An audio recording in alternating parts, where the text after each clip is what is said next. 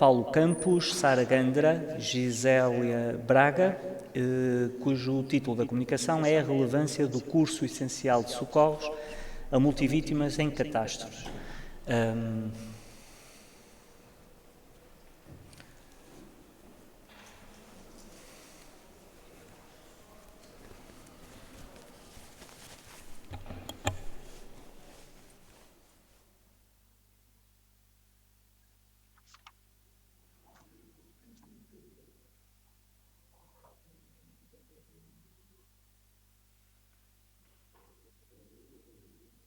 Acho que Eu dei ao Félix para ele colocar aqui. ela estava aqui agora.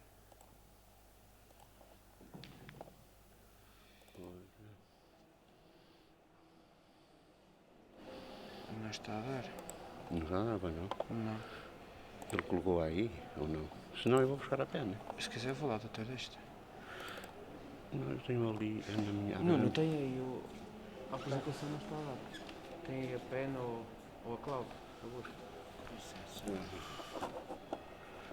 Senão eu vou ali, eu tenho ali na pasta a pena e trago. Eu ontem mandei para o Félix. Não está a dar. Mas há aqui uma coisa, eu acho que não estava nesta sala, o Félix disse que era aqui. Ou é que disseram-me agora que era. Ainda pelo menos aqui estou, doutor. Então, com calma, senão temos ali o... É? Está aqui. A apresentação não está Ah, o Romero. não é. Agora deixa eu ver. Deve ser Não isso. está não. Não está a ver. Olha, dá-me aí. Portanto, eu vou ali buscar a pena.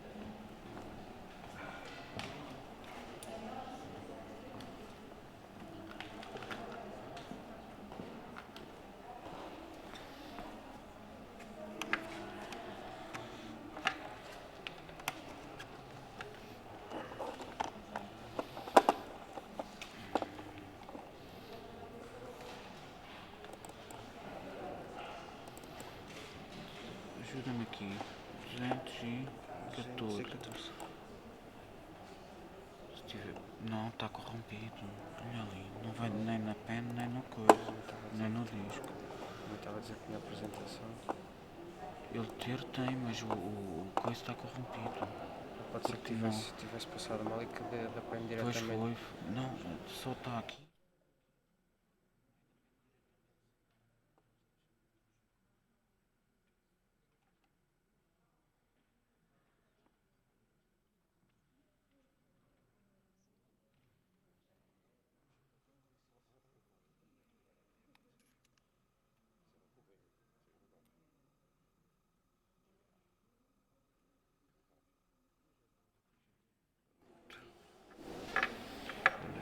Desliga o rato no instante. Tira o rato, não é?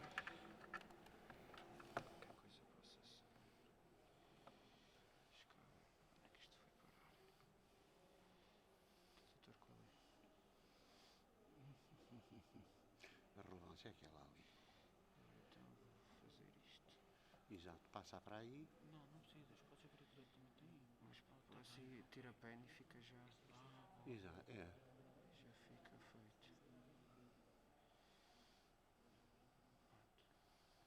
Já está, não é? Pronto.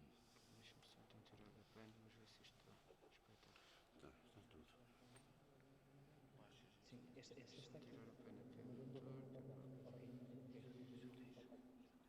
a PEN aqui no motor.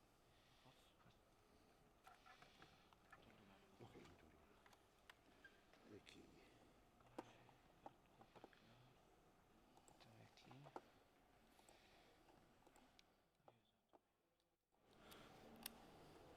E agora se calhar tenho que fazer. Assim.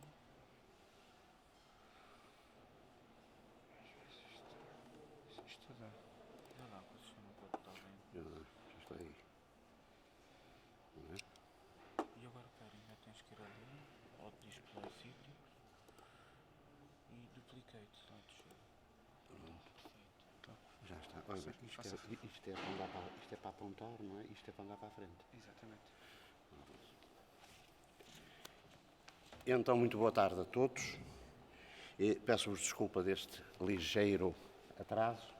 Vamos fazer aqui a apresentação, rapidamente, do que se pretende ser um curso essencial de socorro a multivítimas em catástrofe e que, efetivamente, também se pensa que será feito em colaboração com a Riscos.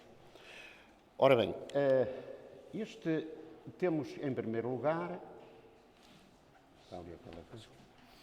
em primeiro lugar, temos que ter a noção do que é o conceito de catástrofe atualmente. É um afluxo intenso de vítimas, aquelas destruições de ordem material, desproporcionalidade acentuada entre os meios de socorro e as vítimas a socorrer e a simultaneidade.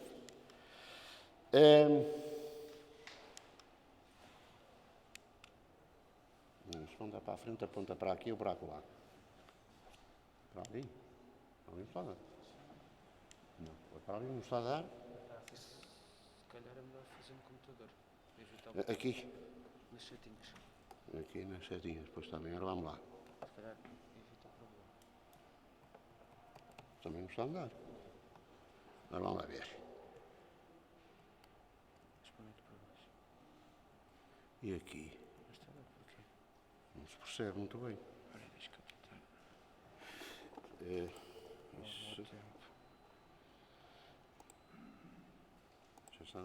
Está a carregar a bunda ali em cima, no rato. Depois já percebo, se calhar é melhor fazer aqui nas setinhas. Aqui no rato, não é? Olha, já está a funcionar. Já está? Pronto. Já, pronto. Ok, então é mais fácil aqui. Fazem nas Ok. setinhas. Portanto, há aqui um conceito de emergência e um conceito de urgência. Nós, habitualmente, misturamos os dois conceitos, o que está mal. O conceito de urgência é vocabulário latino, o conceito de emergência é vocabulário anglo-saxónico. O submarino é que emerge e emerge. Os casos clínicos podem ser urgentes ou não urgentes. Nós, neste caso, tratamos ou procuramos tratar os casos clínicos urgentes.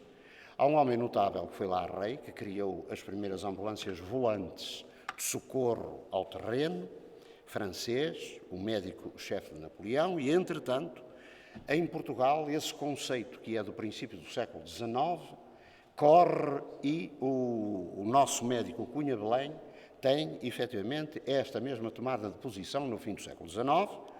Porquê? Porque esta ideia das condições de pré-desastre, ou seja, desde um aviso à recuperação ou recobro, com estas fases de pré-impacto, impacto e pós-impacto, são situações que sempre nos acompanham. Obviamente que nós temos, numa situação de desastre ou numa situação de catástrofe, temos aqui a fase de aviso, temos a fase do impacto e pré-impacto. E depois acontece sempre que há o chamado segundo desastre. Ou seja, mesmo muitas vezes, quando se pretende ajudar as populações, há um encharcamento tal de produtos que são enviados, que muitas vezes são deletérios e só servem para agravar a situação. Muitas vezes a questão de mandar medicamentos fora de prazo só serve para que depois os países de origem tenham que criar aterros sanitários para dar cabo daquilo, para conter aquilo, e até mesmo as roupas. Vocês reparem um americano a mandar uma daquelas casacas ou uma daquelas camisas para um tipo magrinho do Bangladesh, não é? As catástrofes são classificadas atualmente assim, a classificação de influência francesa. O acidente catastrófico de efeitos limitados, em que vai de entre 0 a 100 vítimas, mais ou menos. O acidente catastrófico de efeitos major. O acidente catastrófico de efeito limitado é, olha, como aconteceu agora aqui em Soura há pouco tempo, com um comboio. O acidente catastrófico de efeito major é uma coisa como, por exemplo, as Torres Gêmeas em Nova Iorque, os ataques em Madrid. A catástrofe, mais ou menos até 3.000 vítimas. Eu quero dizer que, para haver uma catástrofe em termos médicos, tem que haver vítimas, porque senão é uma questão geográfica até, é um fenómeno meteorológico, se choveu muito, se está tudo alagado e tal, mas não há vítimas em termos médicos, não podemos considerar aquilo uma catástrofe. Megacatástrofe é qualquer coisa superior a 3.000 vítimas. Temos, por exemplo, os tsunamis e, por exemplo, aquele terremoto no Haiti, etc. Há um homem que convém falar nele em Portugal, que é o Dr. Pedro Vitorino Ribeiro. O Pedro Vitorino inclusivamente, foi o nosso primeiro chefe de radiologia da Faculdade de Medicina de Porto, foi um homem notável, foi capitão médico na Primeira Guerra e a tese dele à Escola Médico-Cirúrgica do Porto era esta, e ele preconizou levar o socorro aos doentes. Mas levar o socorro quem, como e quando? Temos que ter o socorrista, tem que ser, de acordo com a classificação psicológica de Aymans e Wiersma, tem que ser um indivíduo ativo, ou não pode ser um indivíduo não ativo, não pode ser emotivo, e entre o primário e o secundário, é entre um indivíduo simpático-tónico e um parasimpático-tónico. Ou seja, nós, se fôssemos a escolher as pessoas para socorro pelo seu perfil psicológico, primeiro tínhamos que mandar os simpático-tónicos e depois os parasimpático-tónicos. Porquê? Porque, evidentemente, gasta-se a energia e o parasimpático-tónico aguenta mais tempo e o simpático-tónico menos. Hoje em dia há também o conceito de implicado. O que é o implicado? O implicado é o indivíduo que não está no teatro de operações, não está ali diretamente ao protetor, é a vítima não somática, é o indivíduo que não sangra. Nós podemos ser implicados a ver uma coisa na televisão e que nos incomoda profundamente e é como se estivéssemos lá. E, portanto, é essa a noção que temos disso. Num plano de socorro, temos habitualmente o posto médico avançado, o centro médico de evacuações e o hospital de retaguarda, que podem ter várias configurações. Hoje em dia não há o posto médico avançado cruzado, porque aqui no meio há uma situação complicada, não é? O posto médico avançado deve ser luz angular, segundo esta estrutura, criada já pelos bombeiros franceses e criada pelo atual presidente da Sociedade Francesa de Medicina de Catástrofe, e que na altura era coronel médico da brigada e criou este modelo. Os hospitais de retaguarda podem ser de vários tipos. Pode ser, por exemplo, um hospital tipo Santo António, pode ser um hospital como este aqui, o nosso, um hospital de sangue da Primeira Guerra Mundial, de retaguarda, ou então uma antena médico-cirúrgica, pode ser menos pesada ou mais pesada, conforme as circunstâncias. Há na catástrofe sempre uma situação... Eu quanto tempo tenho, Sr. Professor? Então eu vou acelerar. Há uma circunstância que é a evacuação. A evacuação é sempre muito complicada e nós hoje em dia podemos ter nas evacuações, podemos ter inclusivamente este tipo Morfeu aqui para transportar 12 feridos dentro destas condições. Isto é o sistema utilizado até há bem pouco tempo no Afeganistão para transporte de doentes para a Alemanha. Em situações de catástrofe temos qualquer coisa de muito importante, que é a ética médica. E a ética médica em situações de catástrofe, as coisas têm que ser assumidas por quem está no local. A Carta Médica Europeia de Medicina de Catástrofe, o Estado de Socorro da Catástrofe, é muito complicada. É muito complicada, não era isso que eu quero dizer, não é isso que eu queria dizer, corretamente. É complicada quando pretendemos pô-la em prática. Ou seja, porquê? Porque eu só posso evacuar um indivíduo que seja viável. Se eu tiver imensas vítimas, eu se estiver a comandar o centro ou a chefiar o posto médico avançado, só posso evacuar quem tem possibilidades de sobrevivência. Porque eu não posso, se tenho meios limitados, e na catástrofe é assim, é a trilogia dos três mosqueteiros, no normal, são todos por um, não é? Nós chegamos a um serviço de urgência e vem o anestesista, vem o cirurgião, e vem a enfermeira especialista, vem este, vem aquele outro. Numa situação de catástrofe não é assim, é um para todos. E, portanto, os meios têm que ser geridos. E há o princípio da nora, o princípio de estar sempre tudo a rodar e não haver tempos mortos e embrulhadas. Trago aqui a fotografia do professor Nuno Grande, que foi, efetivamente, um homem marcante na criação do mestrado de Medicina de Catástrofe nas biomédicas, que entendeu perfeitamente, ele era um homem, sem menosprezo para ninguém, um homem de extraordinária categoria mental e intelectual e de uma simplicidade, uma afabilidade enorme.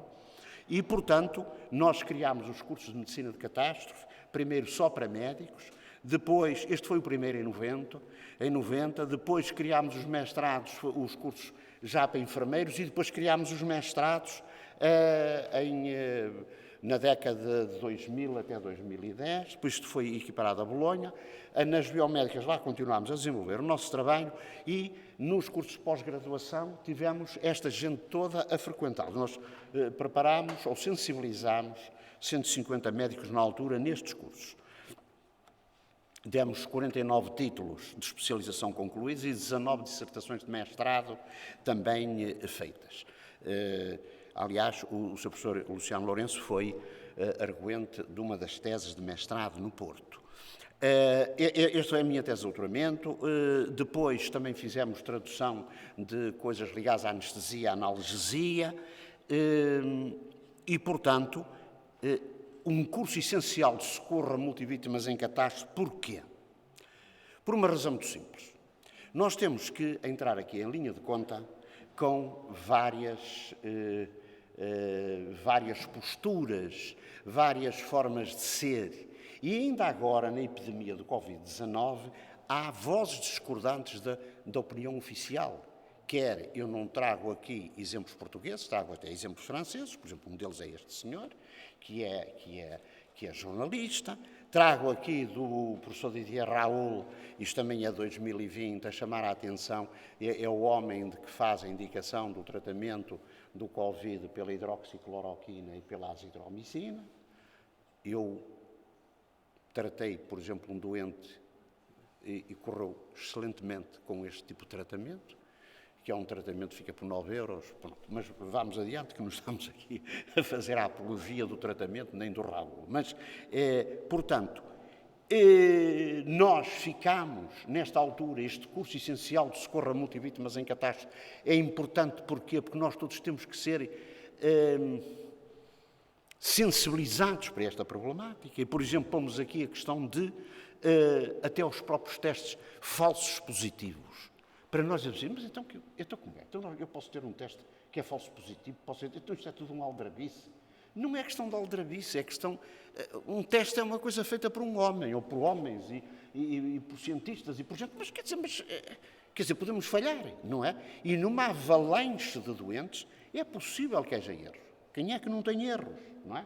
Portanto, estamos portanto, aqui é o Perrone, o professor Cristiano Perrone, que escreveu este livro. Há um erro que eles não tenham cometido, quer dizer, há muitos, não é?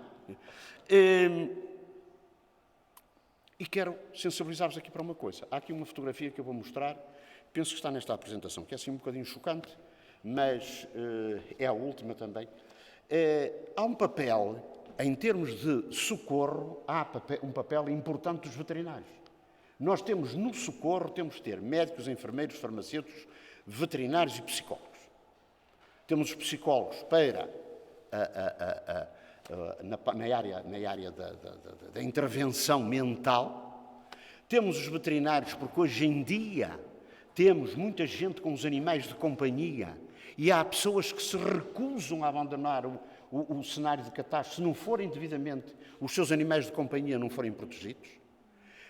O farmacêutico é fundamental, é o médico, e o médico sem enfermeiros também não faz nada, não é? Portanto, papel do veterinário nisto, integrando as equipas de socorro, fazendo um socorro a animais domésticos ou selvagens e apoio aos donos ou prestadores de cuidados animais.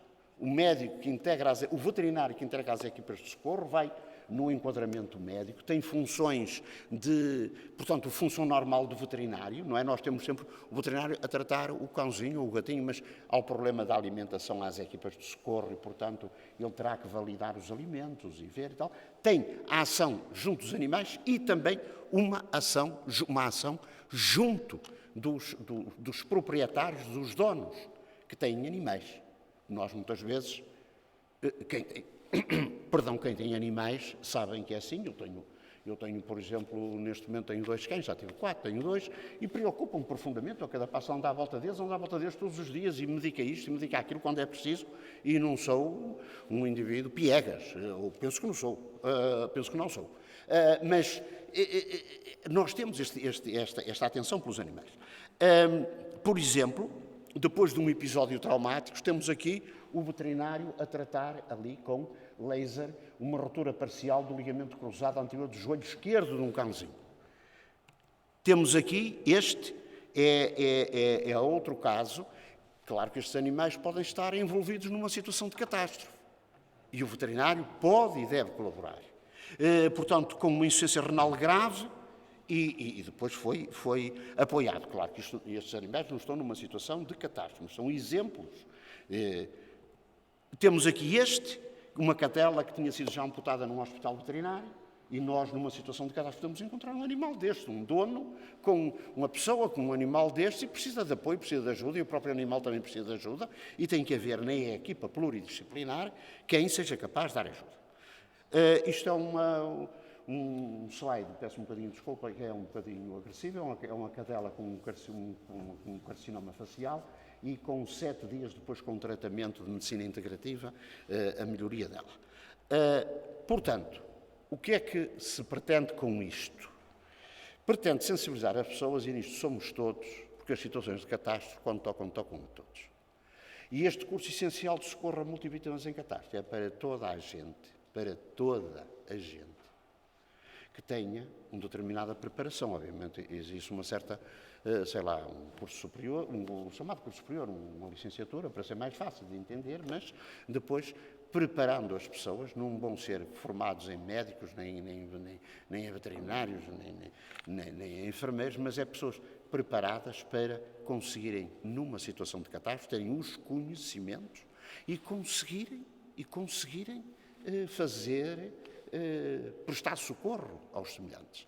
Porque nós só conseguimos prestar socorro, fazer alguma coisa, se tivermos conhecimentos. Se não tivermos conhecimentos, estamos atados. Já estou a acabar, Sr. Professor.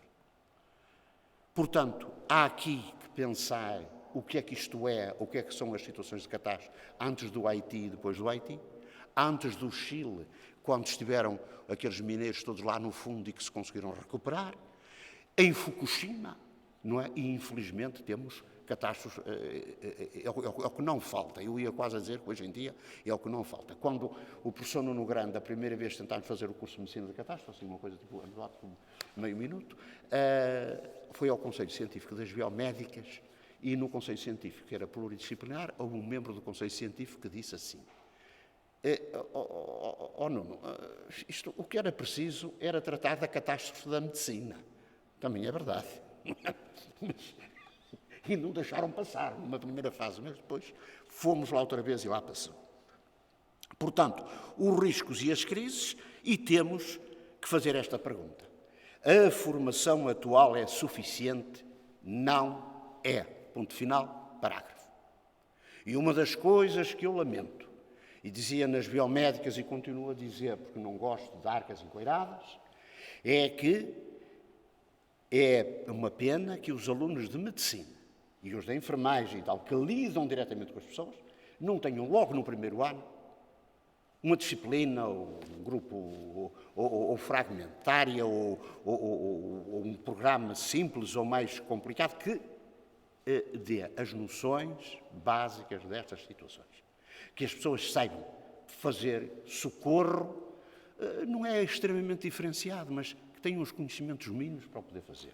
Portanto, a formação é insuficiente e temos que avançar com uma coisa deste género ou parecida. Muito obrigado pela vossa atenção e peço desculpas, Sr. Professor, que se calhar estendi-me mais rápido que devia.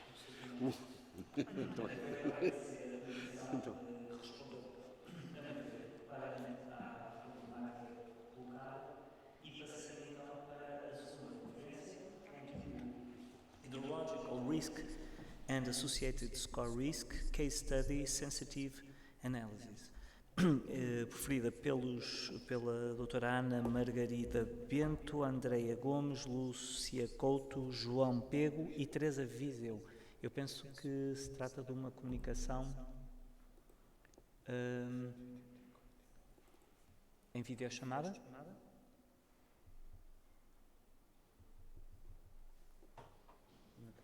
informação nenhuma, professor.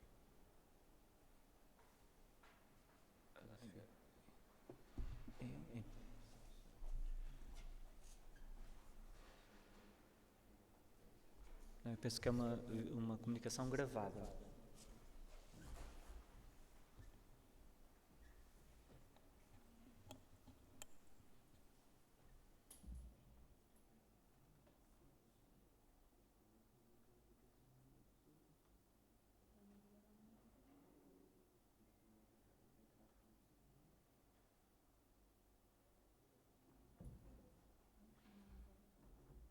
Supostamente tinha apresentação agora, mas não temos informação de vídeo nem nada. Deixa eu ver se ele está aqui. Então, nesse caso, se calhar eu propunha que passássemos para a outra comunicação, a terceira desta sessão, intitulada Áreas de Proteção Verde contra os agrotóxicos na bacia Ivaípe-Quiri, no estado de Paraná, Brasil, pela doutora Áurea Andrade e Nair Mozaquim.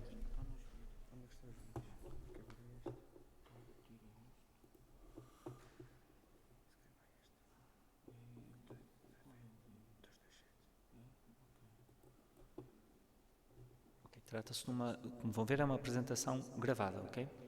Não? Não, é uma apresentação... ótimo, é uma apresentação presencial.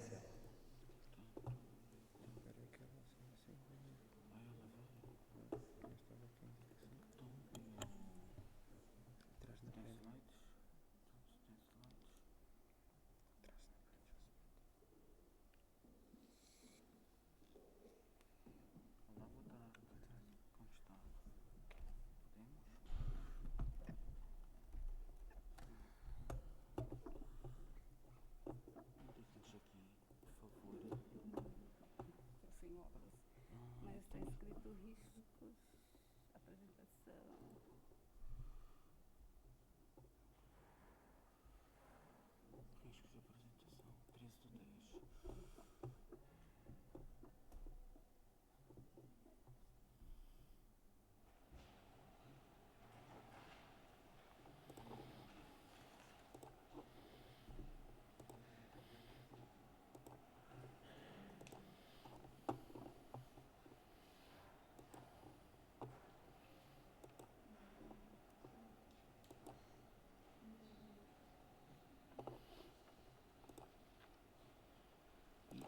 Boa apresentação.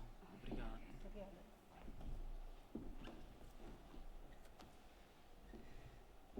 Boa tarde a todos e a todas. Meu nome é Áurea, sou professora da Unespar, também sou investigadora, membro do CEGOT, aqui da Universidade de Coimbra. Minha colega é a professora Nair, também da Universidade Estadual do Paraná. E a nossa pesquisa é sobre áreas de proteção verde contra os agrotóxicos na bacia Ivaípe-Quiri, no estado do Paraná, que fica no sul do Brasil. Bom, como todos sabem, o Brasil é um dos grandes produtores de grãos do mundo. E, por conta disso, utiliza-se muito o agrotóxico. E o agrotóxico ele tem crescido muito, sobretudo com a modernização da agricultura, e que todos conhecem no Brasil como Revolução Verde. Por conta disso, foi utilizado muito insumos agrícolas, agrotóxicos, e tornou-se um grande produtor.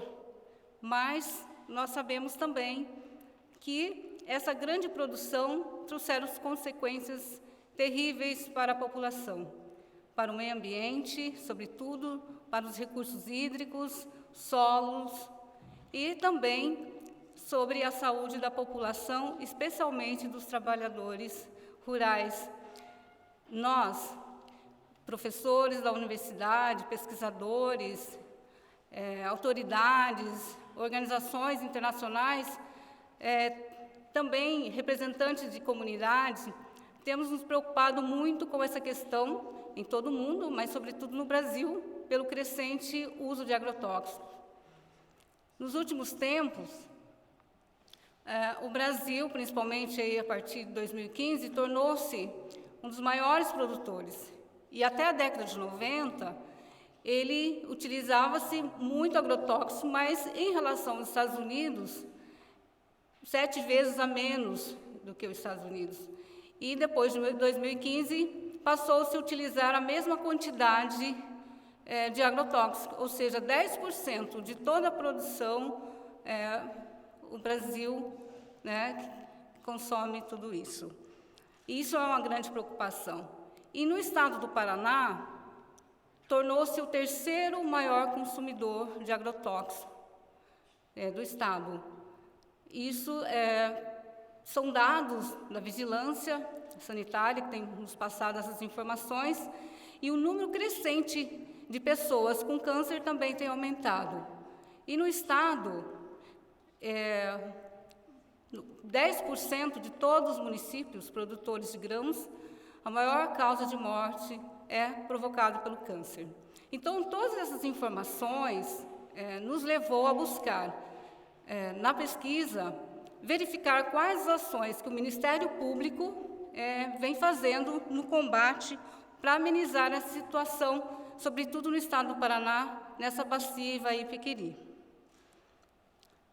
Algumas informações aqui que eu considero bastante importante, que nos fez também a buscar mais informações, como amenizar essa situação do consumo de agrotóxico, principalmente no Paraná.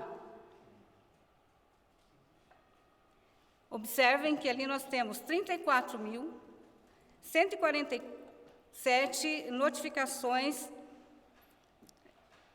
64% dos alimentos apresentam contaminação por agrotóxico, 288% o aumento de uso de agrotóxico entre 2000 e 2002, e 12 bilhões foi o quanto foi faturado com relação à produção desses agrotóxicos no país. De acordo com o CIAGRO, que são dados do estado do Paraná, nós temos ali em 2015, 100.122.700 quilogramas de uso de quilos de agrotóxico nas nossas agricultura, na lavoura, sobretudo de soja, que o estado do Paraná é um dos maiores produtores de grãos do estado, sobretudo na cultura da soja.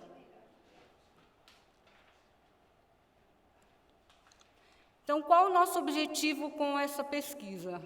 Na verdade, nós gostaríamos de verificar quais ações do Ministério Público e do GAEMA, que são um grupo de atuação especializada, temos em todos os estados, sobretudo no caso do Paraná, principalmente com relação aí à contaminação dos lençóis freáticos, dos rios, do solo e, sobretudo, da população que vive nas áreas periféricas, que nós chamamos de periurbana, nesses municípios que compõem essa bacia, da qual nós vamos apresentar.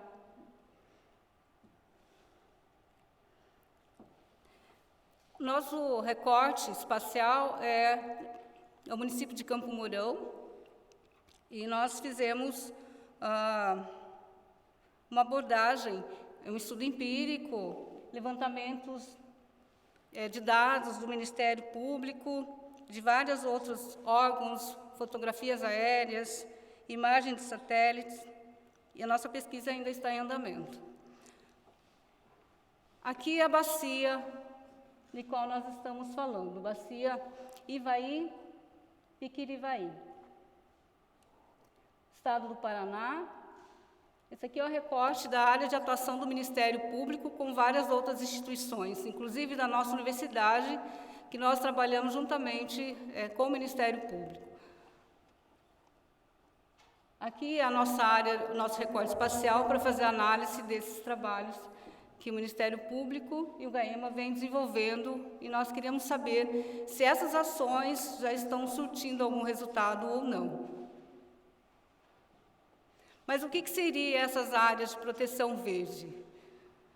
Foi criado essa porção, no espaço geográfico, que fica ao limite entre zona urbana e zona rural, e que requer um uso diferenciado, né, da terra, ou seja, é uma proteção principalmente próximo às áreas dos centros municipais de educação infantil, das unidades básicas de saúde, centros educacionais e núcleos habitacionais. O que seria isso, então?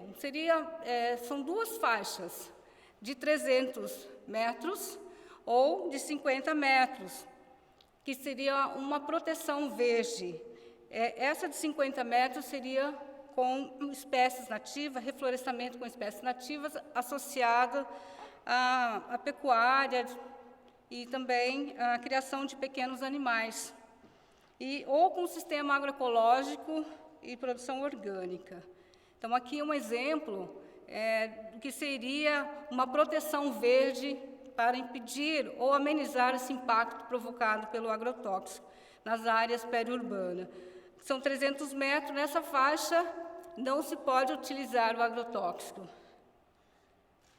Nesse outro exemplo aqui, criado, né, pelo Ministério Público, é um modelo de 50 metros em que pode ser associado à produção, como eu falei, de pecuária e reflorestamento, né, de espécies nativas, ou sistema agroecológico ou orgânico. Bom, mas o que seriam essas ações no combate ou para amenizar um pouco desses impactos? Foram realizadas em parceria com as universidades, inclusive com a nossa universidade, audiências públicas em vários municípios. Também foram apresentadas a proposta de uma criação de lei, só assim para a gente conseguir fazer alguma coisa, com a criação de leis. Foram apresentadas para 69 municípios do Estado.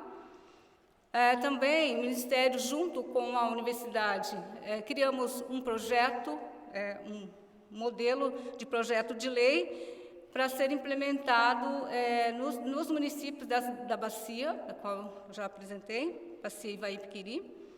E desses 32 municípios que compõem a Bacia, 14 municípios já sancionaram a lei que regulamenta o uso de agrotóxicos nessas áreas periurbanas. E desses 32, 11 a lei está em processo de aprovação. Uma outra medida bastante importante na criação, além das leis, também foi a aprovação dos créditos rurais, uma medida que, juntamente com as discussões nessas audiências públicas, era verificar que os bancos teriam que, de alguma forma, assegurar ou impedir os financiamentos para a agricultura se os proprietários não tomassem essa medida de fazer essa proteção verde nesses municípios dessa bacia. Então, os projetos só eram aprovados se estivessem de acordo com essas medidas ambientais aí. Foram feitas e são feitas várias denúncias contra os agrônomos que receitam produtos agrotóxicos que é inviável, denúncias também aos proprietários que não têm cuidados nessas áreas de proteção. Aqui é um exemplo, né, da pesquisa que nós fizemos sobre essas ações, que é uma planta do município de Campo Mourão. Nós temos 2 unidades de saúde nessas 2 áreas que estão em círculo. Observem que estão basicamente na área bem rural, né? Uma área periférica. Aqui é um exemplo de uma unidade básica de saúde que fica bem próximo. Aqui, uma área periurbana. Aqui é a unidade de saúde e aqui é a região agricultável. Aqui é um exemplo, um croquis que nós esboçamos, como se essa área tivesse essa faixa de 300 metros, seria nesse formato aqui, em que não poderia passar, né, o agrotóxico nessa área. Mas, infelizmente, ainda essa medida não foi realizada. Aqui temos um outro problema muito sério, ainda na cidade de Campo Mourão, que é o Hospital Santa Casa, que fica bem, sim, praticamente na área rural. Essa área periurbana aqui, vocês podem observar que é toda uma agricultura em seu entorno.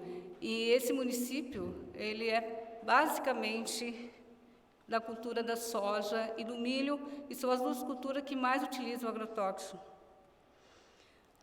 Aqui um exemplo para mostrar, para ilustrar como esses agrotóxicos, eles têm ultrapassado esses limites. Aqui um exemplo, é o estacionamento do hospital, e logo observa-se trabalhadores aplicando o agrotóxico na produção de soja.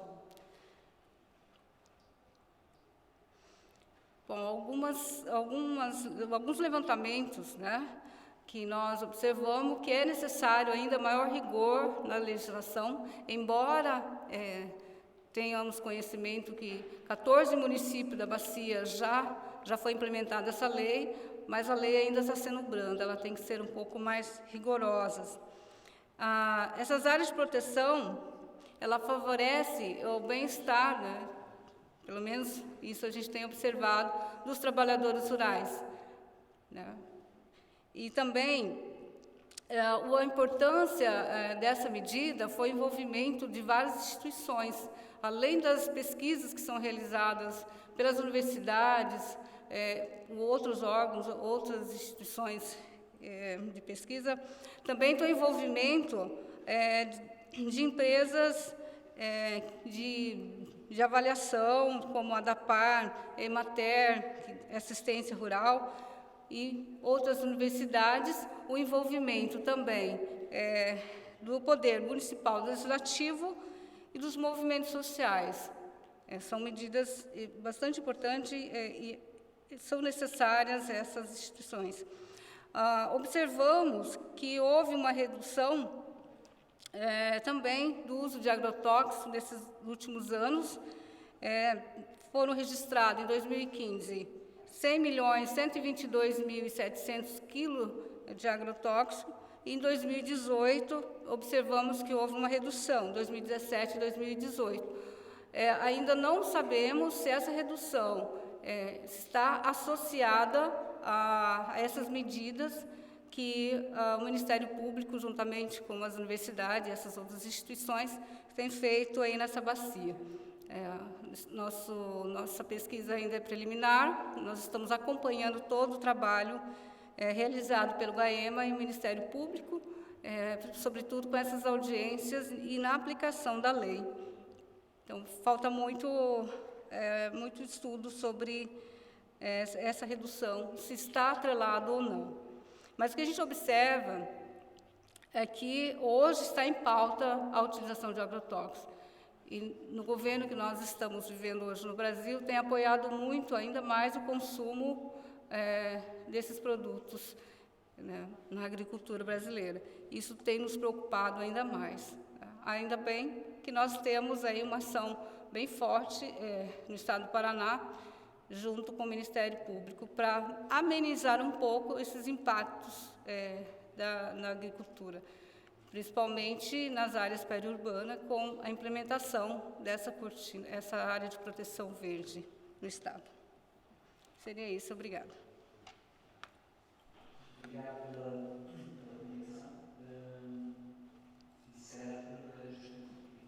Vamos avançar para a próxima comunicação.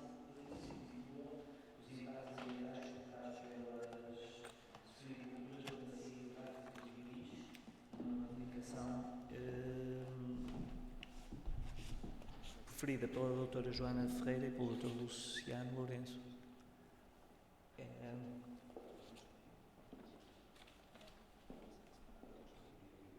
Está em vídeo, Okay.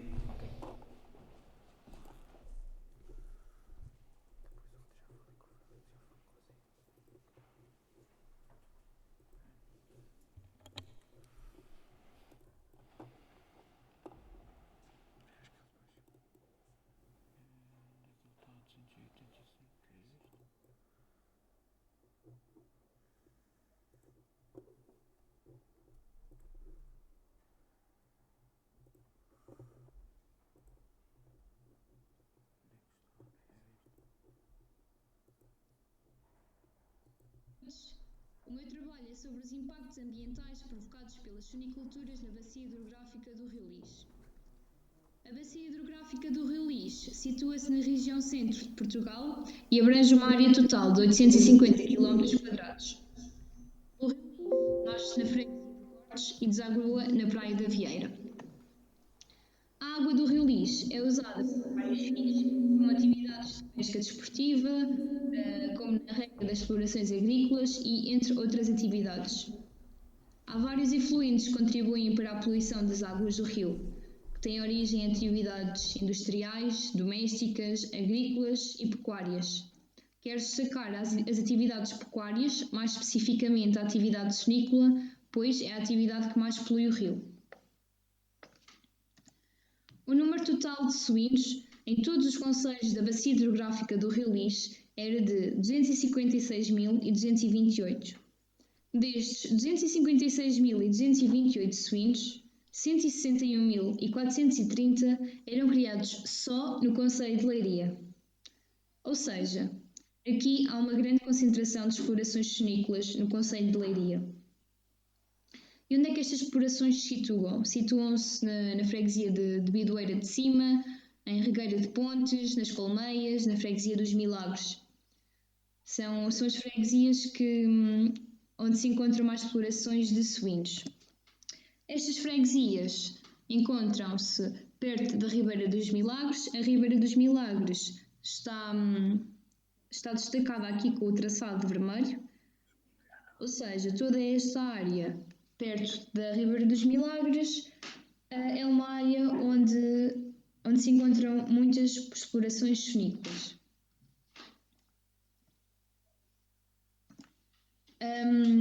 Quero dizer que a Ribeira dos Milagres é dos afluentes do Rio Lix que mais sofre com as descargas ilegais. Aqui podemos ver a Ribeira dos Milagres com uma tonalidade da cor da água muito escura, com espuma, o que não é normal para uma ribeira, não é? Aqui apresento uma lagoa de retenção de chorumes, perto também da Ribeira dos Milagres.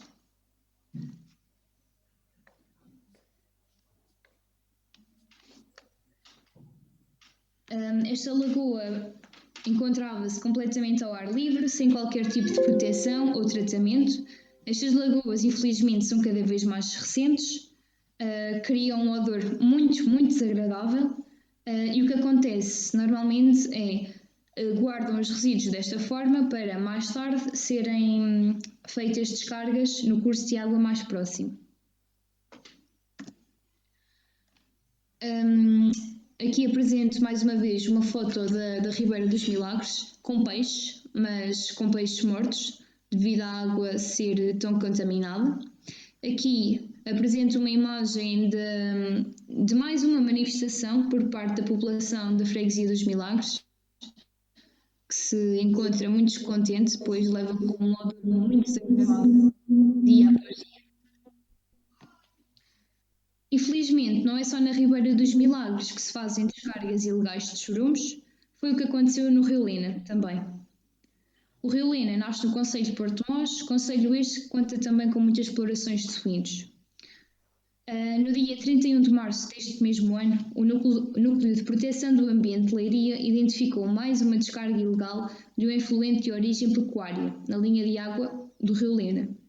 Esta descarga provinha diretamente de uma lagoa de armazenamento, do género daquela que mostrei há pouco, de uma exploração pecuária, através de um tubo oculto. O tubo oculto é este aqui, que fazia o transporte desde a lagoa de retenção dos resíduos até ao Rio Lena.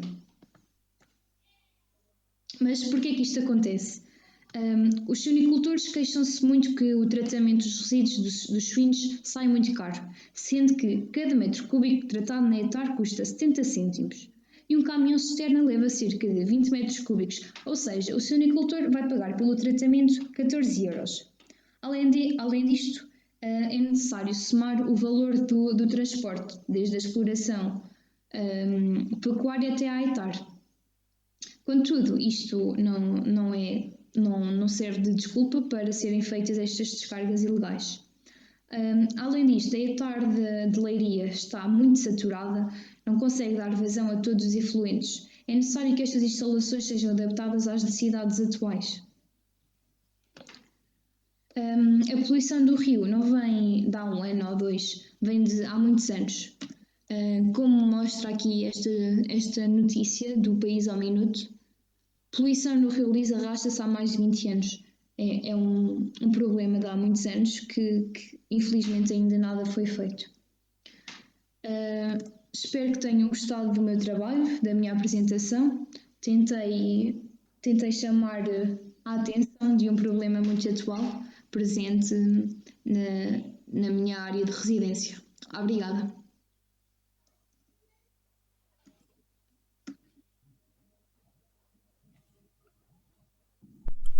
Entretanto, vamos recuperar uma comunicação que já está disponível, que é intitulada Hydrological Risk and Associated Score Risk Case Study Sensitive Analysis. É também em vídeo.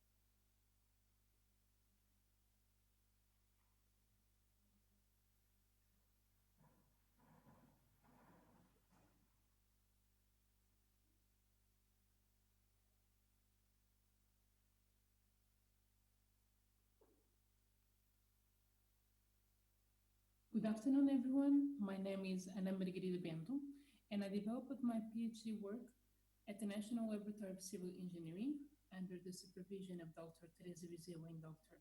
Musicotto, and at the Faculty of Engineering at the University of Porto under the guidance of Dr. João Pedro Pereira. Today, I'm going to present to you the study entitled Hydrological Risk and Associated Scour Risk Case Study Sensitivity Analysis. I've divided my speech in 5 parts. In the first part, I will introduce the importance of the presentation topic. Later, I will present a selected case study. Hydrological and the scour risk will be explored and their main findings here presented. At the end, a sensitivity analysis will be performed. Hydraulic infrastructures are structures that are fully or partially submerged in water. They are built to either divert, disrupt, store, or completely stop the natural flow of water bodies. Based on the work they are designed to perform, on streamflow, hydraulic infrastructures are categorized as water-conveying structures, like artificial channels, water-returning structures, like dams, or special proposed structures, for example, for traffic transport purposes, like bridges. It is of utmost importance analyzing the main causes, the level of risks, and also the potential consequences of a certain collapse.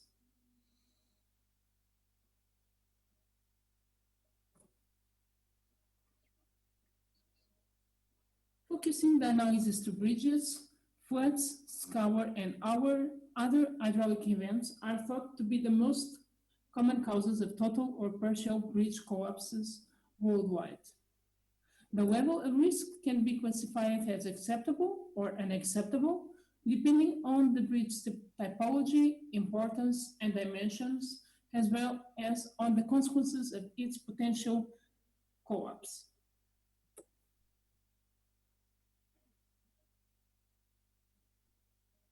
As consequences, bridge collapses can lead to life loss, injury, environment distress, among others. A recent study ranged scour has been one of the main causes of bridge failures, responsible for more than 50% of recorded collapses over the world.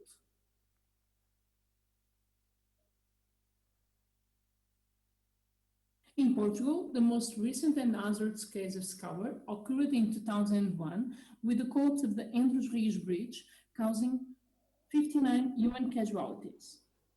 According to national authorities, it occurred in a sequence of 3 months of floods exceeding 8,000 meters cubic per second, alongside 2 decades of uncontrolled sand extraction, which compromised the bridge stability. Following the disaster, preliminary studies were planned for the rehabilitation of the Endros Rios Bridge, considering the importance of maintaining the crossing at a lower Douro level, particularly to those local populations. However, underwater inspections undertaken promptly excluded that hypothesis, and in April 2001, the Portuguese government announced the tendering procedure for the construction of the new bridge over the Douro River. The old bridge was thus replaced by the new Inês Ribeiro Bridge, inaugurated in May 2002, 7.5 meters upstream of the old bridge's position. The severe socioeconomic impact of the collapse of Endros Rios Bridge dictated its importance for the purpose of the current study, providing data and highlighting the importance for reliable estimates of extremely charged flows in hydrological risk assessment and its relation with the scour risk of the new Inês Ribeiro Bridge.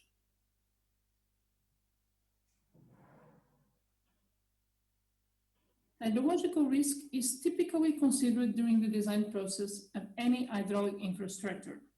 It is defined as a probability of occurrence of an event, at least once, over periods of n successive years.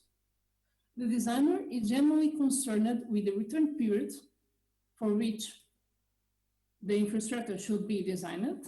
Then, based on the design life and on the acceptable hydrological risk of an hydraulic infrastructure, the return period for which a structure should be designed can be ascertained. So following that formula, the design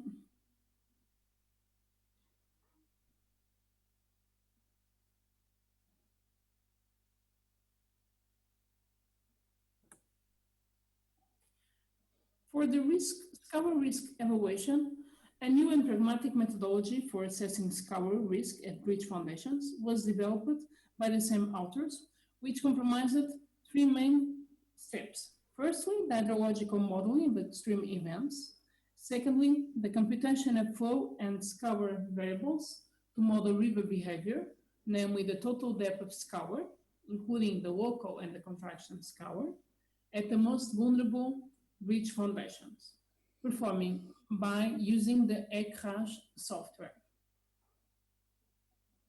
And thirdly, the assignment of a bridge scour qualitative risk rating based on the relation between the relative scour depth and the priority factor of that infrastructure, based on a matrix derived by Highways Agency. The priority factor is dependent on several factors, such as the foundation type, the history of scour problems, foundation material, the type of river, and also the importance factor.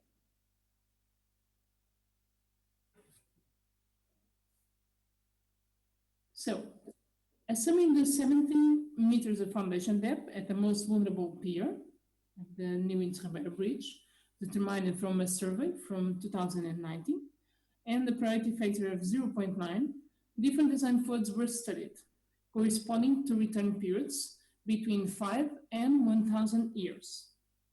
As can be observed, distinct relative scour depths were obtained, ranging from 0.4 for key 5 to 0.74 for key 1000. A resulting scour risk rating based on the magnitudes of the relative scour depth, PR, and the priority factor PF were assigned through this figure. The risk rating of the new Inter Bridge fell within the risk rating band 5, regardless the flood return period. Within this value, risk can be accepted and no important damages are expected.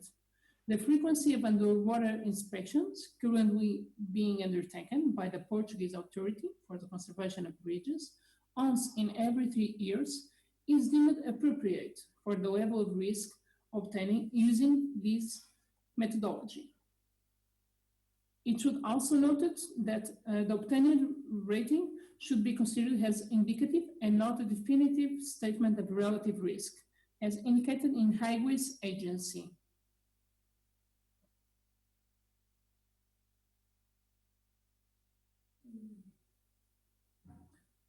Although the structural design particularities of the new Inter Bridge were beyond the reach of the authors, a sensitivity analysis to the relation between hydrological and the scour risk may be performed.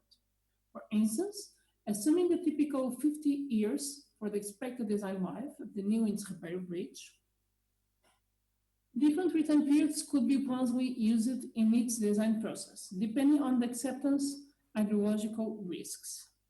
As 100-year return period of the design floods event corresponds to hydrological risk of 40%.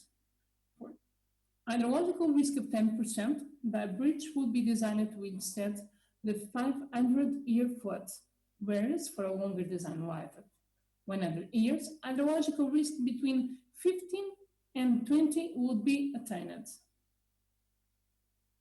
The adopted return period has a design criterion, and associated design flood also plays a significant role in the assessment of admissible scour risk for the bridge structural stability, which is also dependent on the priority factor attributed to that bridge.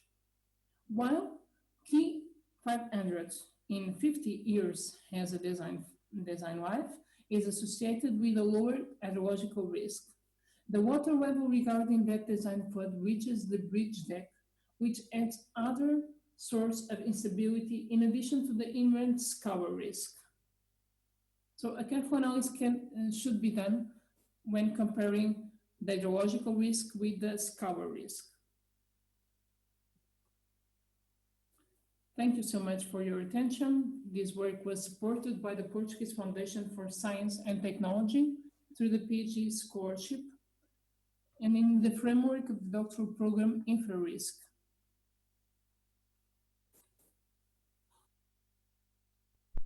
Ok, vamos avançar então para a próxima comunicação, intitulada Contribuição para uma Gestão Ambiental e Economicamente Sustentável do Rio Mondego, em Coimbra. Ela vai ser apresentada pelo Dr. José Carmo, que é coautor, juntamente com a Diana Freire.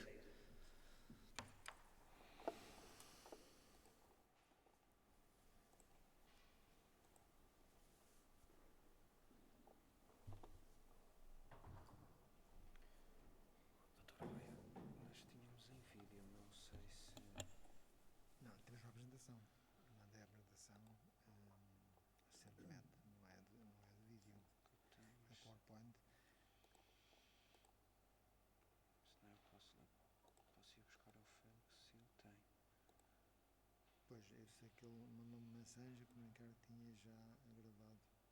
Então deixa-me só perguntar num instante.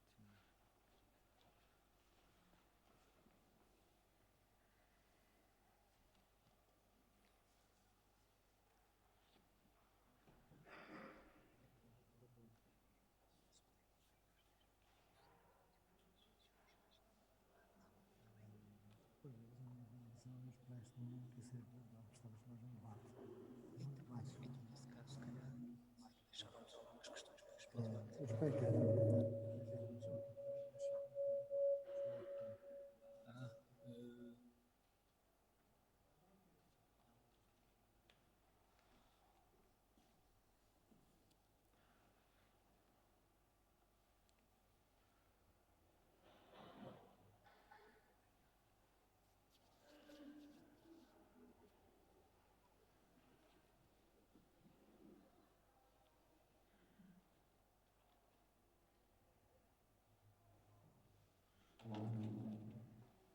Isto é a comunicação. Isto é a comunicação. não. Tá, mas é um vídeo, mas não é. Mas eu tenho um PowerPoint. O que está aqui é um vídeo que não é a mesma Mas coisa. o colega foi buscar para si, doutor. Julgo que sim. Sei que o Fran Félix, que na altura tomou nota e copiou.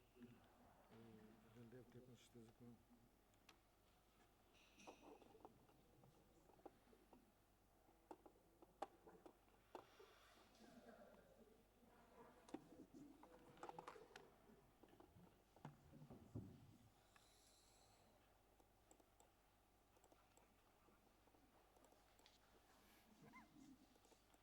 Como se chama o doutor? José. Ordem. Não, deve ser. É capaz de estar em. Pode não estar o meu nome. Pode ser o nome. Está. Esta já está em modo apresentação e tudo. Pois, exatamente. Pronto, eu fui lá buscá-la na mesma e já estava. Não, fui eu que trouxe o disco. Ok. Não estava na... Pronto, então, peraí. Já agora, só. Como não há apontador, é só aqui, não é? Sim, Só aqui. sim. Eu não sei onde é que ela abriu. Eu acho que fechamos novamente. Já está aberto. Mas onde? Está aqui. Temos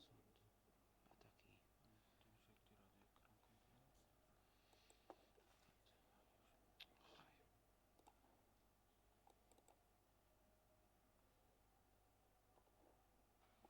Raio. Mas eu agora, se eu fizer minimizar. Faz escape, não dá. Aonde? Escape aqui. Não, sai na mesma. Deve ser por estar em modo apresentação ou algo assim do género. Qual é o color? Vamos aqui tentar. Peraí. Vamos aqui tentar assim. Assim está a apontar. Será que já está?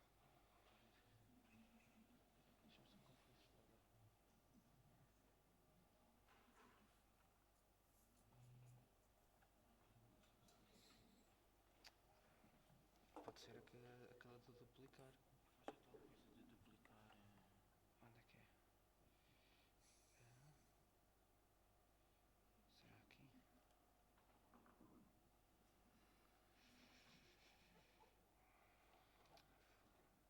Isto não bocado deu. Pode ser por estar em modo apresentação.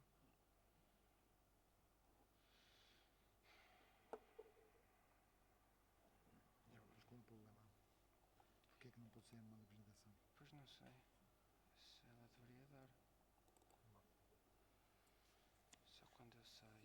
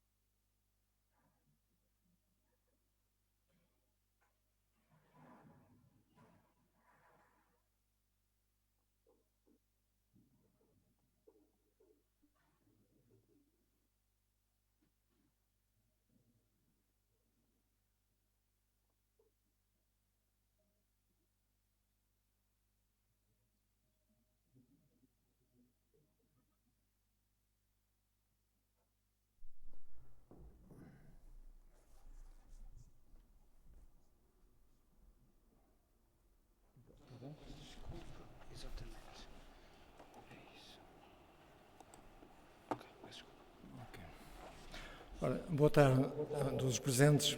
Peço desculpa por este atraso, que em grande parte se deve a mim, mas penso que está resolvido e vou tentar ser, enfim, um pouco mais breve do que esperava. Ora bem, esta comunicação de que eu sou coautor, Contribuição para uma Gestão Ambiental e Economicamente Sustentável do Rio Mondego em Coimbra, isto não dá.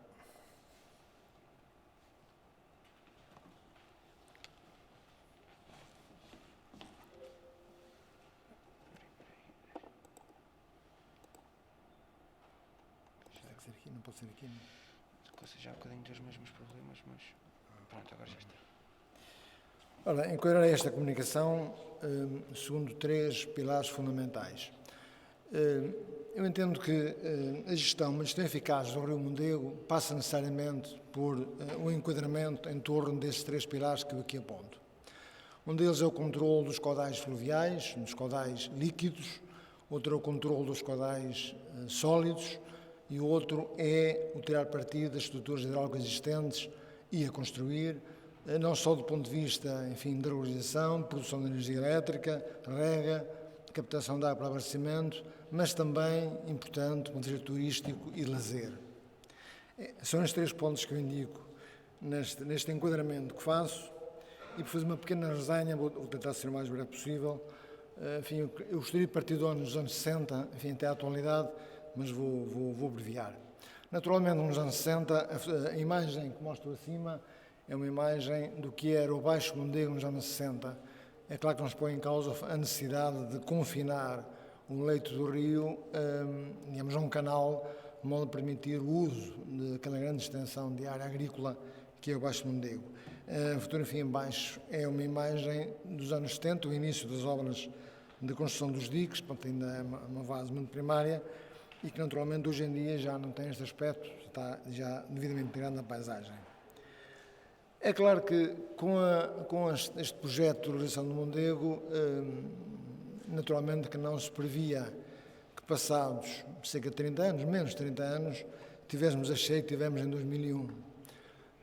Não se previa, nem tinha que acontecer. A questão é que o problema é que o respeito não são respeitadas, já não era na altura, não eram respeitadas as condições de operação da barragem da Agueira e conduziram, de facto, uma cheia com estas proporções, enfim, com evidentes prejuízos, enfim, económicos e ambientais. A questão é que não se aprendeu muito, porque, como sabemos também, logo em 2016 aconteceu, não foi bem semelhante, porque não teve as repercussões que a de 2001 teve no Baixo Mondego, mas em Coimbra assistimos a isto, no Parque Verde da cidade e no Convento da Glória à Velha. É evidente que, uma vez mais, se tivessem sido atendidas, enfim, na altura desenvolveram os relatórios, fizeram-se reuniões, houve, de facto, muitas indicações que deveriam ser seguidas e, infelizmente, o resultado é que, na prática, tivemos isto. Mas, uma vez mais, isto também não foi atendido, porque, enfim, passados mais de 3 anos, em menos de um ano, assistimos a isto também, uma vez mais, em Coimbra e aqui, mais grave também, no Baixo Mondego. É evidente que alguma coisa estará mal quando, num espaço de 20 anos, assistimos a 3 cheias com esta dimensão, enfim, as outras foram menos preocupantes. E a questão é perguntar se nós estamos libertos de outros 2, 3, enfim, 4 anos, não teremos algo de parecido com isto.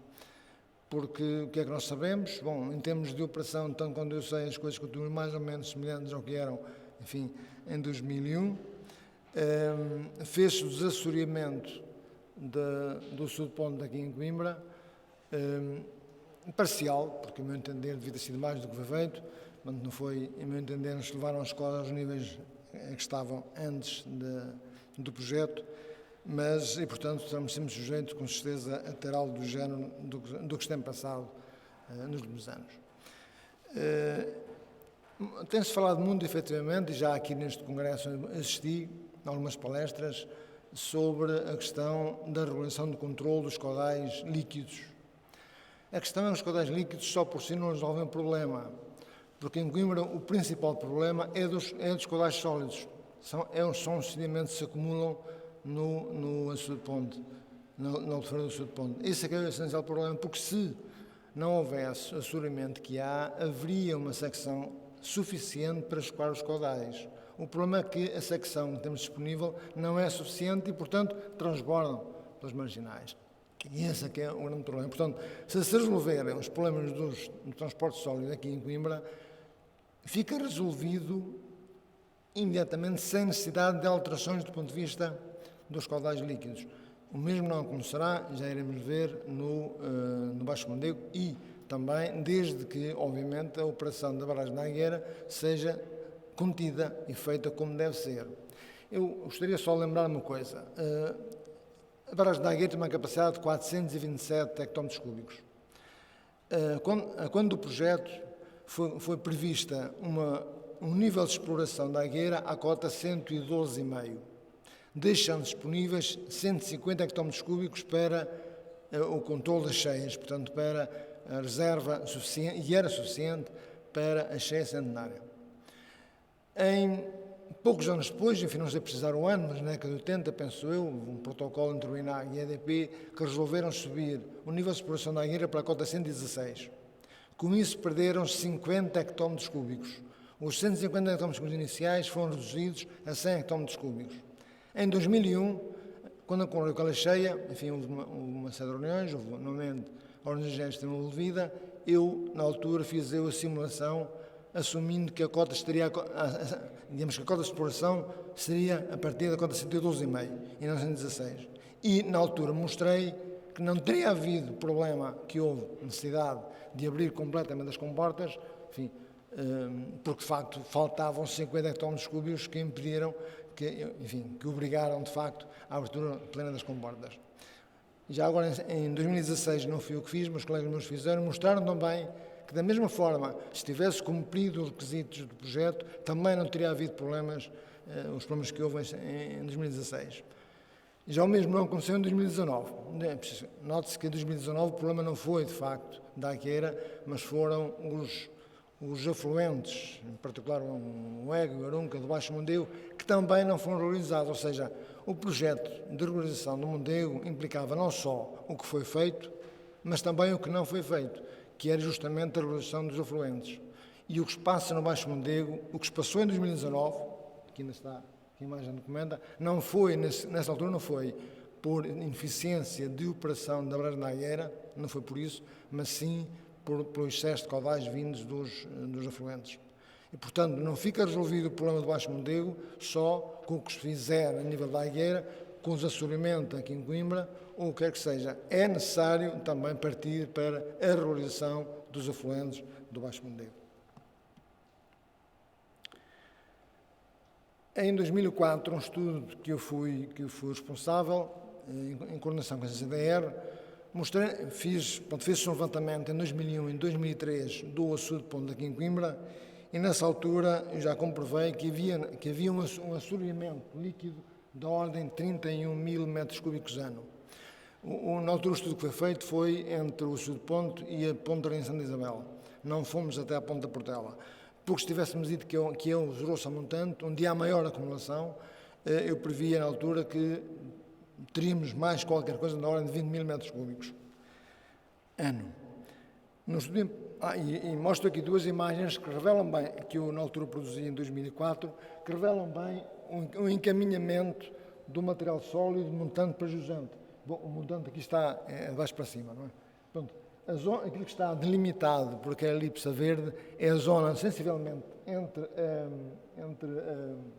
a Ponte Santa Clara e a Ponte da Rainha Santa, que é exatamente a zona que, enfim, poderia ou deveria ser útil, ou era utilizada, nomeadamente por basófias, por exemplo, e para lazer, era de facto a zona mais procurada.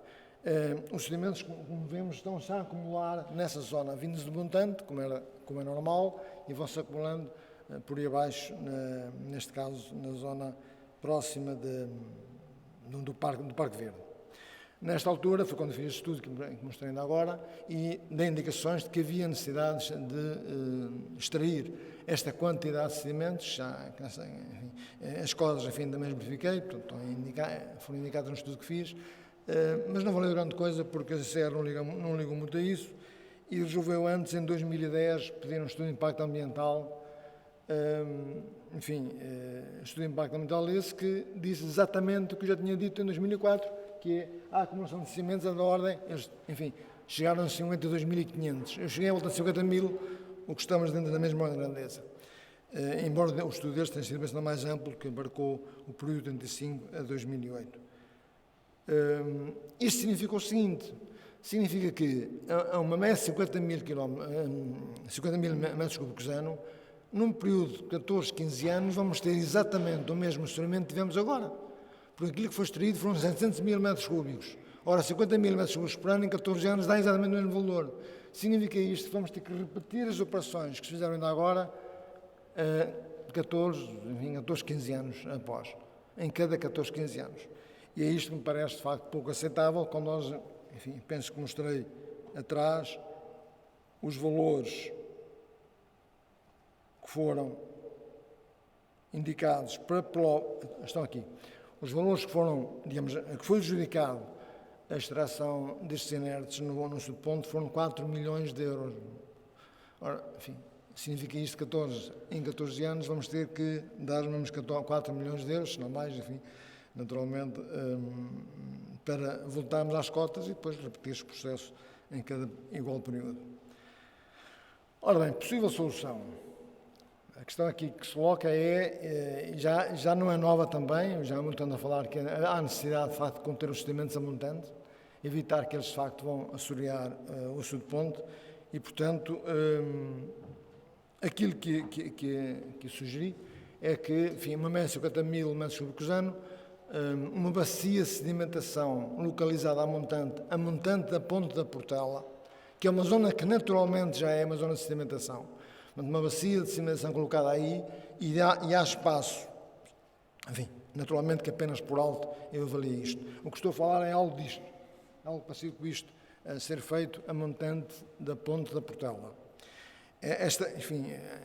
Não há só este tipo, há vários tipos de bacia de sedimentação, mas estas aqui são possíveis, em termos genéricos, possíveis arquiteturas de uma bacia de sedimentação. O que mostro aqui é justamente a Ponte da Portela e a possível localização desta bacia de sedimentação com um volume que poderá rondar os cerca de 100 mil metros cúbicos. Portanto, o que implicaria ser removido os sedimentos de 2 em 2 anos, mas em condições muito mais favoráveis do que elas são atualmente e com, naturalmente, sem os prejuízos que agora levanta, com outras possibilidades e usos que agora também não tem. A questão que se levanta aqui é que o Rio Ceira, que não era, também contribui, com cerca de um quarto ou um terço dos sedimentos que vêm do Rio Mondego, não haveria necessidade também de intervenções no Rio Ceira. Portanto, prevejo eu também que haveria necessidade, possivelmente, de uma bacia de sedimentação, algumas centenas de metros da confluência com o Mondego, como eu indico em baixo é o Rio Ceira, em cima está o Mondego, no montante da Ponte da Portela e em baixo o Rio Ceira, onde também teria que haver, que aliás não será a única obra necessária também no Rio Ceira, como aliás já hoje também aqui foi dito, e é verdade, não é a única obra que é, mas no contexto das obras a realizar, esta seria mais uma e que seguramente melhoraria muito, melhoraria muito seguramente, a nossa vivência aqui em Coimbra, porque aquilo que chegaria aqui a Coimbra nas condições seria muitíssimo menos, não diria zero, porque isso não é possível, mas muitíssimo menos que a atualidade e facilmente controlável nessa altura. Em termos de conclusões, então, para ser mesmo o mais breve possível, direi isto: as características do Rio Mondego, a montante da ponte ferroviária da Portela, são propícias à instalação de uma bacia de sedimentação, com dimensões adequadas à retenção de sedimentos, possivelmente na ordem de 100 mil metros cúbicos. Embora dependentes de estudos técnicos mais aprofundados, como é óbvio, o Rio Ceira parece reunir condições para a instalação de uma pequena bacia de sedimentação num troço situado a poucas centenas de metros antes da confluência com o Rio Mondego. Estas bacias deverão ser construídas com açudes de pequena altura e geometrias tais que permitam a continuidade do escoamento líquido para jusante sem ou com reduzidas concentrações de sedimentos. Para que não seja comprometida a principal função destas bacias, os volumes de sedimentos depositados deverão ser extraídos com regularidade, em princípio, em 2 anos. E termino por aqui, agradecendo a vossa atenção.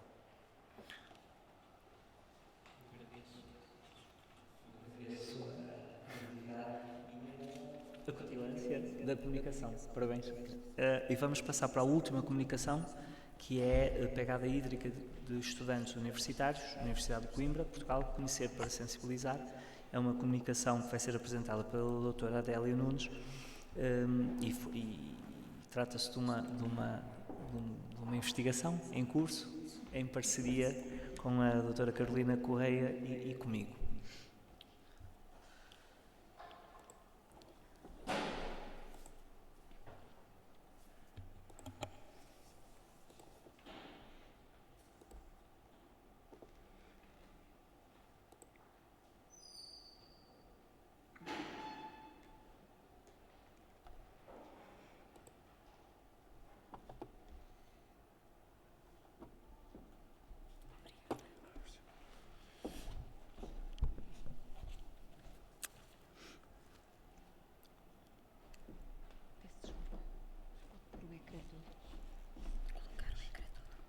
Pois é isso que eu tenho. Acho que...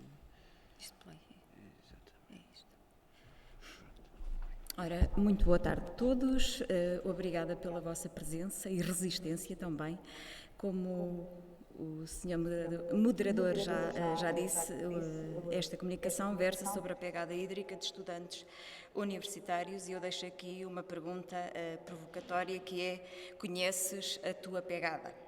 Então, para aqueles que estão menos familiarizados com o conceito de pegada, certamente todos já ouviram falar deste conceito, mas possivelmente alguns não têm uma noção clara de o que é que consiste. Portanto, é um indicador de uso de água doce pelo ser humano, considerando tanto o seu uso direto como indireto. Portanto, a pegada hídrica direta diz respeito ao consumo de água e poluição de água no cotidiano do consumidor, e a indireta relaciona-se com o consumo e poluição de água associada à produção de bens e serviços, tais como alimentos, vestuário, papel, energia e outros produtos.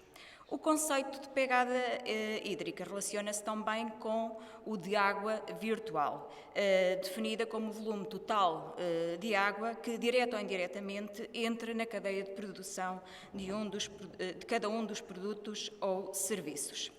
Assim, pegada hídrica do consumo refere-se a todos os produtos e serviços que são consumidos pelas pessoas que vivem num determinado país. Esta pegada hídrica depende dos produtos produzidos localmente e também importados. Neste mapa que aqui vos apresento, representa a pegada hídrica per capita à escala global. E como nós podemos observar, de facto, o nosso país apresenta uma das maiores pegadas hídricas, em que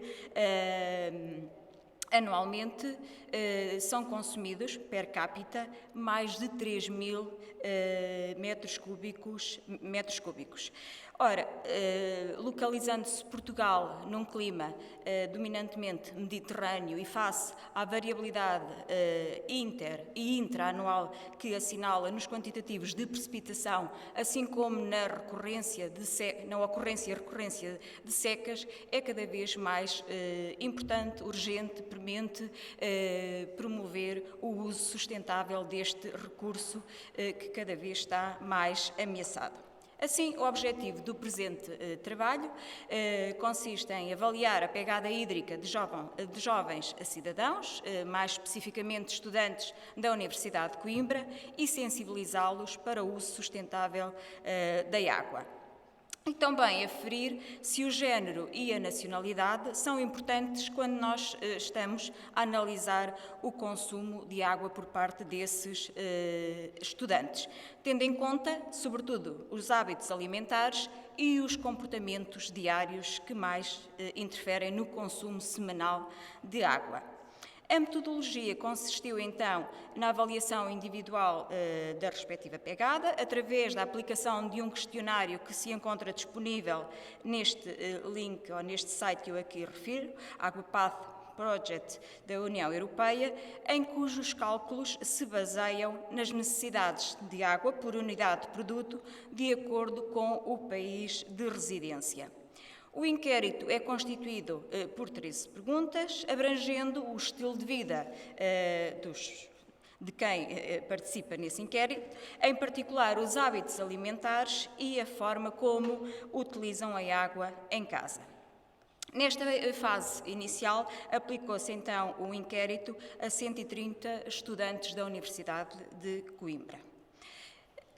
Sim, os resultados obtidos e tendo em conta as características da população, assinalar que dos 130 alunos que foram inquiridos, 43 são do sexo masculino e 57 do sexo feminino. As idades oscilam entre os 18 e os 57 anos, a média é de 21,8 anos, sendo que a classe preponderante é a dos 20 anos. 62% dos alunos inquiridos são portugueses e os restantes são alunos em Erasmus, portanto provenientes de múltiplos países como a China, Coreia do Sul e de alguns países da União Europeia. Na tabela 1 apresentam-se então os principais resultados relativamente à pegada hídrica obtida.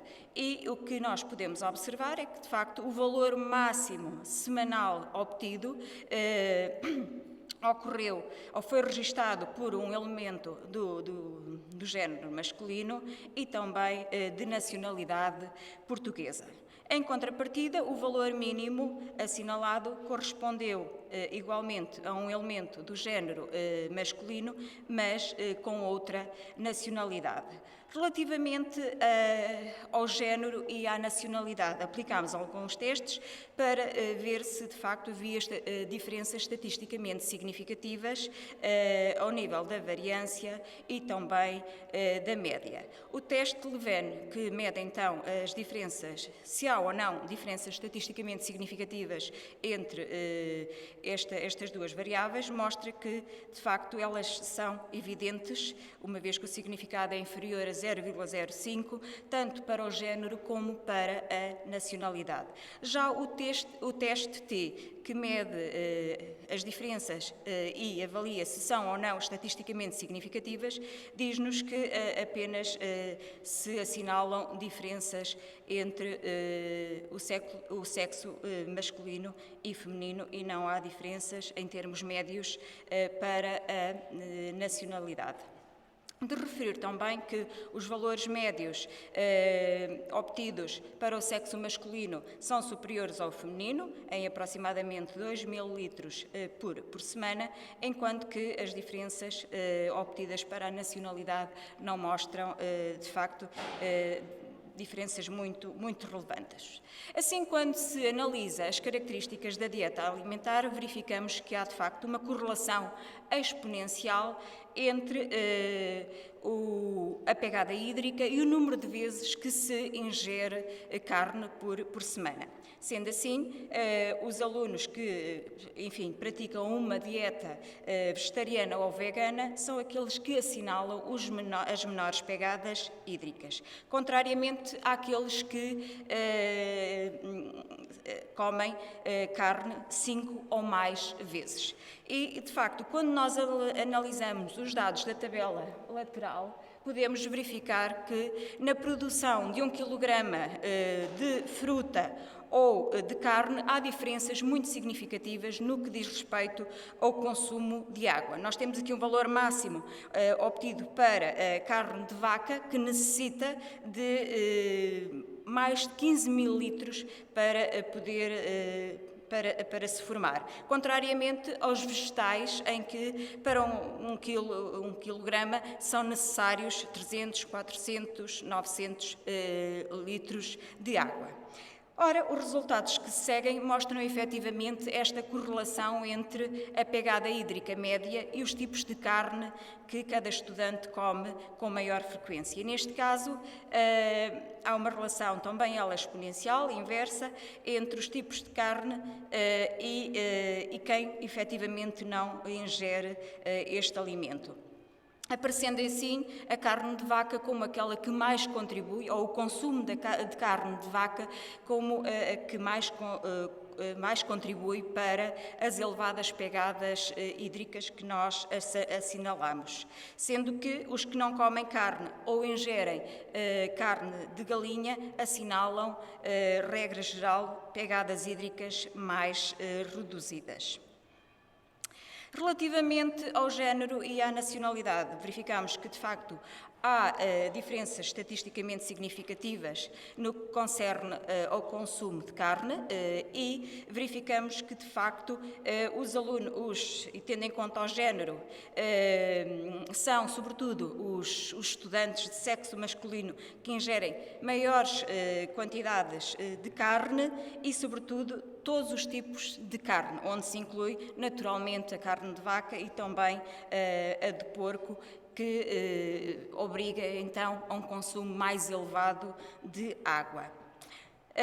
Relativamente à nacionalidade, verificamos que, de facto, há uma maior percentagem de alunos ou de estudantes que não ingere carne, portanto, têm uma dieta vegetariana ou vegana, e também o número de vezes que ingere todos os tipos de carne é em percentagem inferior.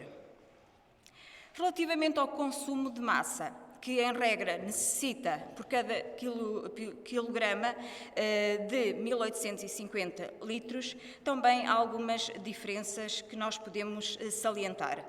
Por um lado, os alunos do sexo masculino consomem mais massa, contrariamente aos alunos de nacionalidade estrangeira, em que, de facto, aproximadamente 10% não ingere este alimento semanalmente. No que concerne ao consumo de vegetais, também em porções diárias, há algumas diferenças que merecem ser destacadas, salientando-se que para a produção de 1 kg de vegetais são necessários, em média, 322 litros de água. Assim, salienta-se que, de facto, são os elementos do sexo masculino que mais comem alimentos vegetais, ou melhor, que menos comem alimentos vegetais,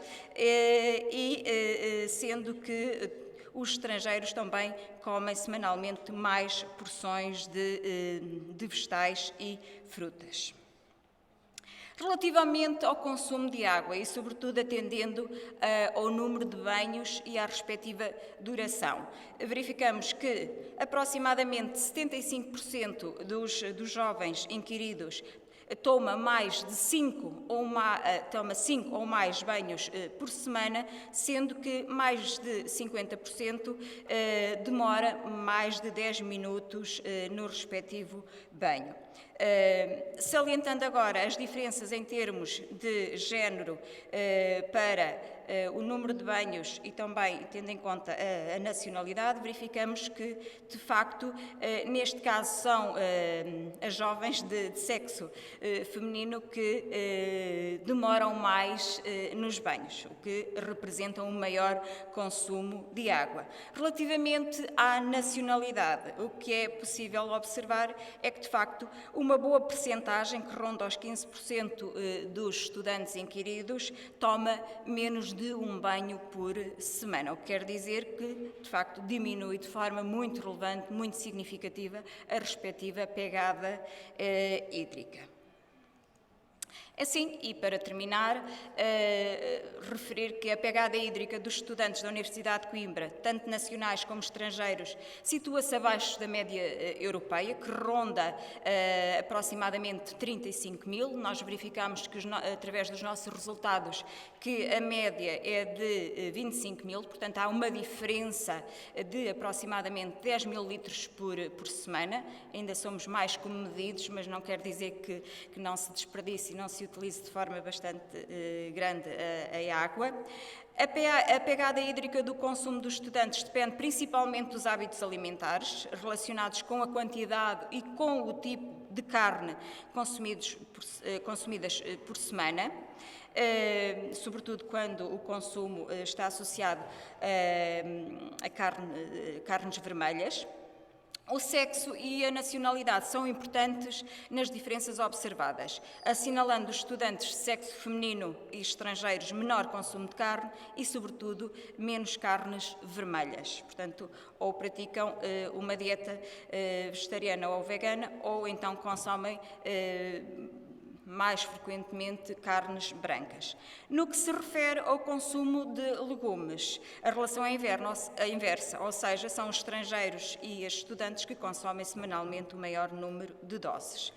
Estas diferenças entre alunos nacionais versus internacionais prende-se com os hábitos culturais, alimentares dos respectivos países de origem que mantêm no decurso da sua permanência na Universidade de Coimbra.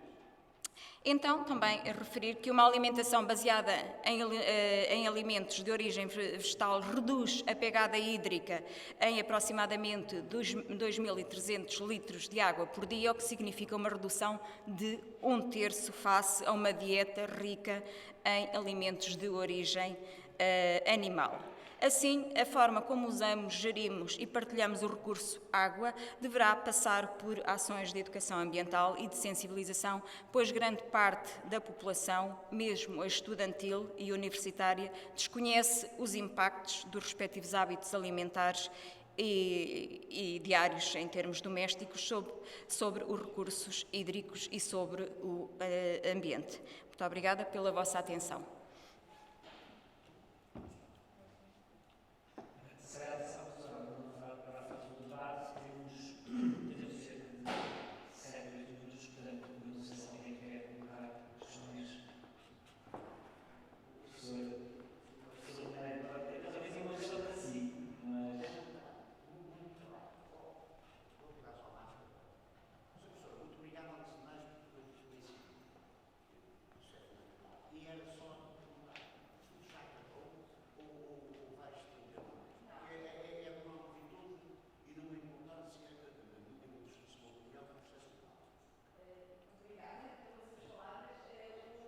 Iniciado no âmbito de uma disciplina de mestrado em Geografia Física por uma aluna de mestrado e fizemos estes inquéritos. Entretanto, iniciou-se a pandemia e, portanto, não tivemos oportunidade porque estes inquéritos são lançados sob a forma de papel presencialmente. E portanto, contamos dar continuidade. Aliás, alargámos às escolas secundárias, temos dados sobre as várias escolas e estamos a trabalhar, se bem que os resultados entre os alunos do secundário e também os universitários, as diferenças não são muito significativas. De qualquer forma, necessitam de uma análise mais apurada, mais detalhada, para ver, de facto, se há diferenças muito relevantes no consumo, na respectiva pegada hídrica. Obrigada. Posso só fazer assim?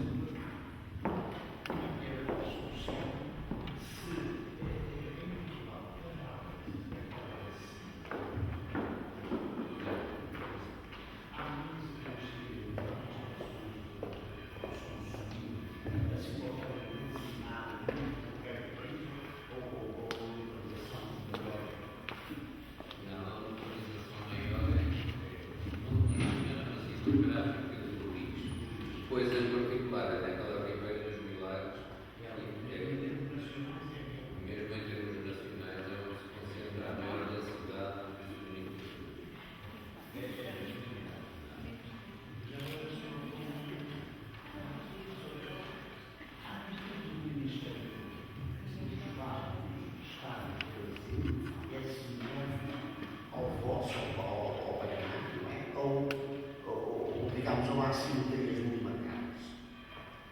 Assim, em termos de intervenção, o Ministério Público, no caso daquelas instalações que mostrou, até nos outros Estados, é mais ou menos tem a mesma postura, ou há Estados em que, digamos, não são tão cuidadosos, digamos assim. De facto, esse grupo da EMO que estamos me referindo é justamente ao grupo do Ministério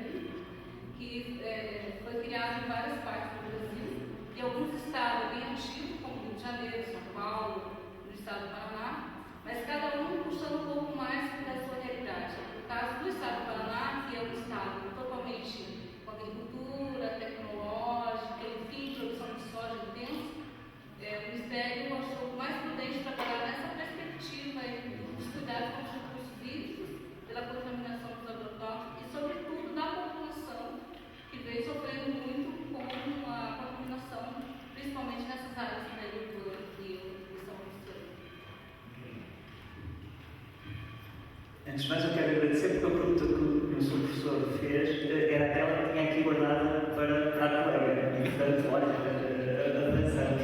Portanto, eu colocava só duas questões. Uma ao seu professor Romero, que tem a ver com o seguinte.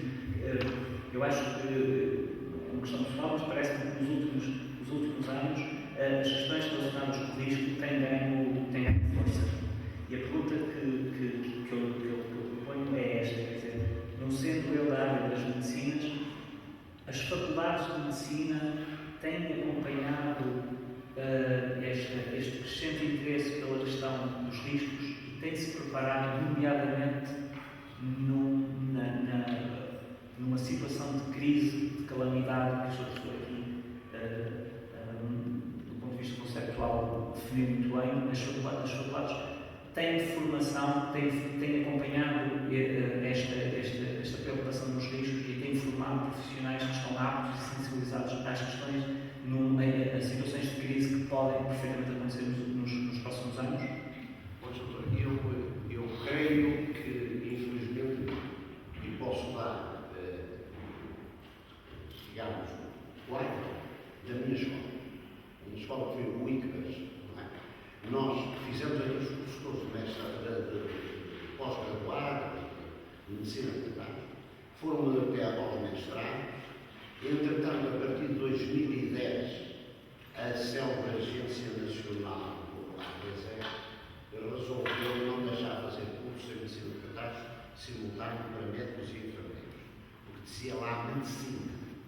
E, portanto, a formação em medicina de catástrofe nas biomédicas, eu faço a minha aplicação em 2014 e jubilo-me em 2017, e até este momento, aquilo que estamos a falar há 10 anos. Vou agora dizer que eu sou a pedra angular, a pedra de maneira, infelizmente, por exemplo, na minha escola, não avanço.